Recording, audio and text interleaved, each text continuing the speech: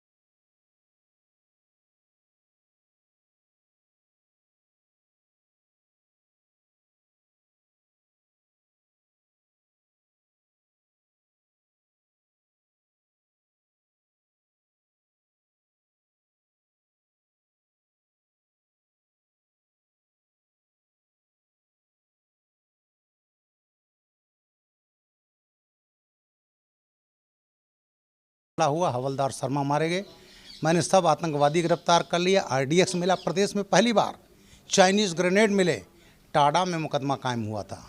और उसके बाद माननीय अखिलेश जी के पिताजी आए तो 94 में वो केस वापस ले लिया था आतंकवादियों का। तुष्टीकरण की राजनीति इस हद तक, और उसके बाद अदालत ने उसको अनुमति नहीं दी। ट्रायल हुआ, 5 को आजम कारावास की सजा हो गई। अखिलेश जी 2012 में इन्होंने कानून व्यवस्था के इश्यू पर अपने घोषणा पत्र में कहा कि निर्दोष मुसलमानों को हम जेल से निकलवाएंगे। भाई, पुलिस जब चार्जशीट लगा देती तो आप नहीं तय करोगे, कोर्ट तय करेगा। इन्होंने रामपुर अटैक जो 31 दिसंबर 2007 को हुआ, 4 सीआरपीएफ के जवान मारे गए थे। मैंने लश्कर ए तोयबा का इंडिया कमांडर सवाउद्दीन को पकड़ा, पाकिस्तानी फिदाइन पकड़ा दोनों, जो मुजफ्फराबाद पाकिस्तान में ट्रेंड थे, पाक ऑक्युपाइड कश्मीर में। इसके अलावा सुहेल अंसारी जो सऊदी अरबिया में था, पाकिस्तान में ट्रेनिंग किया था, इन सब को पकड़ा। हथियार मिले, AK-47 मिले। अखिलेश जी ने वो केस वापस ले लिया, उसमें भी अदालत ने अनुमति नहीं दी। ट्रायल हुआ, 4 को फांसी की सज़ा, 1 को आजम कारावास, 1 को 10 साल की सज़ा। कचहरी ब्लास्ट हुए थे 23 नवंबर 2007 को, इसके भी केसेज अखिलेश जी ने वापस लिए। 1.5 दर्जन लोग मारे गए थे। मैं ही ADG लॉ एंड ऑर्डर था और उसी समय 3 दिन बाद ATS का गठन हुआ था, मैं ही पहला ATS का चीफ था। उस केस को इन्होंने वापस लिया, कचहरी ब्लास्ट केसेज, उसमें भी आजम कारावास की सज़ा हो गई। हद तो ये हो गई, इन्होंने जो निकृष्टता की राजनीति की कि मेरे खिलाफ 18 मई 2013 को, मैं तो DG सिविल डिफेंस था, पुलिस महकमे से मतलब नहीं था मुझे, एक आतंकवादी मर गया, खालिद मुजाहिद, अपनी मौत से। बहुत दिन यहाँ धरना चला, बृजलाल को गिरफ्तार करो, रिहाई मंच बनाया गया। वो आदमी चलाता रहा स्वयं, जो CA में गिरफ्तार हुआ, महीनों जेल में रहा। और अखिलेश जी ने हत्या का मुकदमा कायम हुआ कि साहब बृजलाल ने अपने लोगों के साथ में इसकी हत्या करा दी। तो जो इस टाइप का एक सर्विंग DG पर हत्या का मुकदमा कायम कराता हो, हमारी ATS STF जो प्रदेश नहीं, प्रदेश के बाहर तमाम काम किए हैं, उसको अखिलेश जी ने डिफंक्ट कर दिया था। आतंकवादियों की तरफ देखना नहीं। जब डीजी रैंक के अफसर पर मुकदमा कायम होगा, एसपी रैंक का, तो किस इंस्पेक्टर की हिम्मत है आतंकवादी को पकड़े? तो अखिलेश जी को तो कोई हक नहीं है जो आतंकवादियों को, अपराधियों को सीधा बढ़ावा देते हो।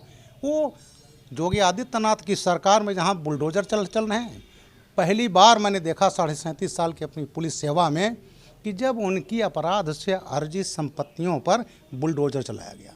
अखिलेश सरकार में तो पैरेलल शासन चलता था माफियाओं का, जहाँ ज़मीन कब्जा कर लिया, जितने ठेके कब्जा कर लिया। काफिले चलते थे 20-20 गाड़ियों का, किसी पर 786 है, किसी पर 4100 है, काफिलों पर एक रंग की गाड़ियाँ तो नहीं दिखाई पड़ती, राइफल बंदूकें। तो अखिलेश को कोई हक नहीं है, जिसके उसमें जंगल राज था जो सीधे आतंकवादियों को पनाह देता था, उसको कोई हक नहीं कानून व्यवस्था बोलने को। जोगी राज में जो कानून व्यवस्था है, इससे बढ़िया मैंने अपने 37.5 साल के करियर में नहीं देखा। सर, एक आखिरी सवाल कानून व्यवस्था से ही जुड़ा हुआ और एक बयान से जुड़ा।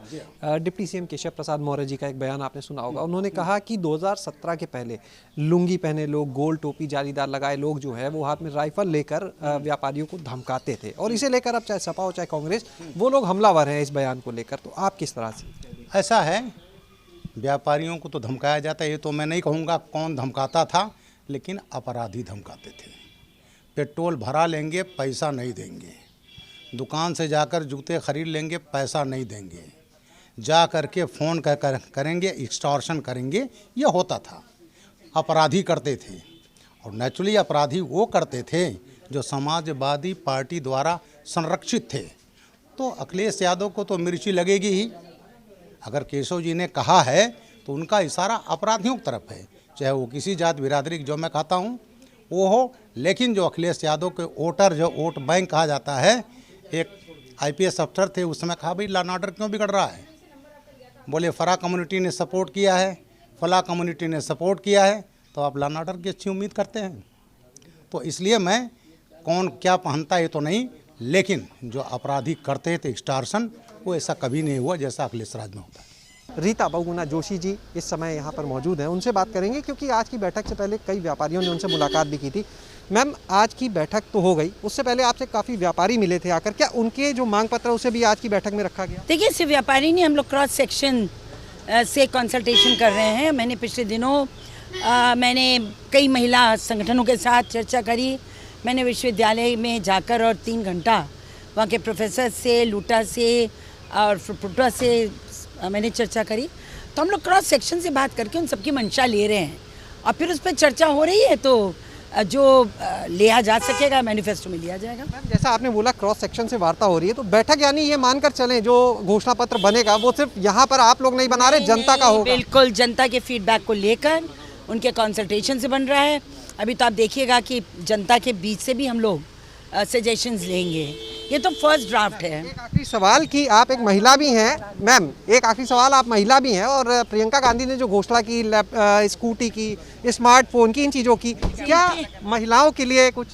देखिए, हम लोगों के लिए हमेशा महिलाओं के लिए जितना किया यूपी में कोई कर नहीं सकता था और उससे दुगना करेंगे। महिलाएं हमारी प्राथमिकता रही हैं।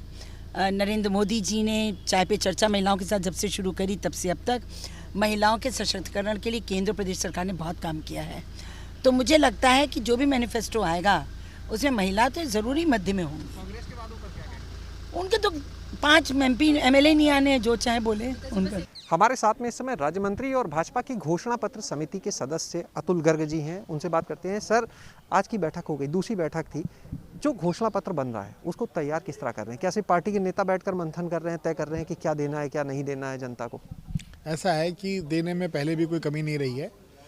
इसको और किस तरह से बढ़ाया जाए, किस तरह से और इसको विस्तार दिया जाए, जन सुविधाओं की योजना का या जनता को उसके बीच में उनकी मदद करने का या उनको आत्मनिर्भर बनाने का। तो 10 प्रमुख लोग यहाँ बैठे थे और उसमें सब ने बहुत अच्छी अच्छी राय दी। एक एक बिंदु पर डिस्कशन भी हुआ, लिखित में भी बात तय हुई और हमारे जो अध्यक्ष महोदय हैं और जो हमारे उपाध्यक्ष महोदय हैं और सभी लोग लगभग ये शायद 22 तारीख के आसपास इसको फाइनल कर देंगे। यानी माने कि दिसंबर में भी जारी हो सकता है घोषणा पत्र? जारी कब होगा हमें नहीं पता। ये रिपोर्ट, ये जो कमेटी है, तो अध्यक्ष जी की बात से ऐसा लगता है कि वो इसको इसी महीने के अंदर दिसंबर में ही इसको अग्रेसित कर दें। सर जो आप लोग ये पत्र अपना तैयार कर रहे हैं, संकल्प पत्र, घोषणा पत्र, जनता से भी कुछ सुझाव ले रहे हैं या अपने स्तर पर तय हो रहा है? जनता से करीब कई हजार सुझाव आए हैं सभी लोगों के पास। इस माध्यम से लिए गए? ज़्यादातर ईमेल से भी आए हैं, व्हाट्सएप भी आए हैं, लोगों ने घरों पर भी आके दिए हैं, मेरे को भी घरों पर आके दिए हैं। तो उन सब का समायोजन करके यहाँ पर डिस्कशन चल रहे हैं। कम से कम 200 से ज़्यादा बिंदुओं पर आज भी डिस्कशन हुआ है। 200 से ज़्यादा, काफ़ी लंबी इसीलिए बैठक भी चली। अगर हम बात करें अलग अलग वर्ग है, चाहे महिला हो, चाहे युवा हो, चाहे शिक्षक हो, सबसे ज़्यादा किसको मिलने वाला है, क्या लगता है? देखिए, कोई वर्ग ऐसा नहीं है जिसे पुराने समय में ना मिला हो। अब तो इसके विस्तारीकरण की बातचीत चल रही है कि इसको और कैसे बड़ा विस्तार दिया जाए। तमाम दल जो है वो घोषणाएं कर रहे हैं। कोई कहता है बिजली बिल माफ़ी की, कोई कहता है हम स्कूटी देंगे, कोई कहता है स्मार्टफोन देंगे। तो भाजपा ऐसा क्या अलग देने वाली है इस बार? देखिए, भाजपा जो भी देगी वो देगी, वो घोषणा वाली बात नहीं है। तो आप देखेंगे कि भाजपा जो भी घोषणा करेगी वो देने के लिए करेगी, ना कि घोषणाओं के लिए। वो जो है सब आधारभूत घोषणाएं होंगी, वो योजनाएं होंगी, घोषणाएं नहीं होंगी केवल, वो पूरी योजना होगी, क्रियान्वित करने वाली योजनाएं होंगी। यानी माने कि लगभग अंतिम रूप अपना लेने वाला है घोषणा पत्र। बिल्कुल इसी महीने में ये कमेटी रिकमेंड करेगी। अध्यक्ष जी ने इस प्रकार का विचार रखा है। बहुत शुक्रिया बात करने के लिए। तो ये थे हमारे साथ में अतुल गर्ग जी, जिन्होंने साफ कहा कि इसी महीने ये कोशिश है कि कमेटी अपने घोषणा पत्र को अंतिम रूप दे दे और इसकी अगली बैठक 22 दिसंबर को दिल्ली में करने की तैयारी है। कैमरा सहयोगी प्रमोद के साथ शैलेश अरोरा, एबीपी गंगा, लखनऊ।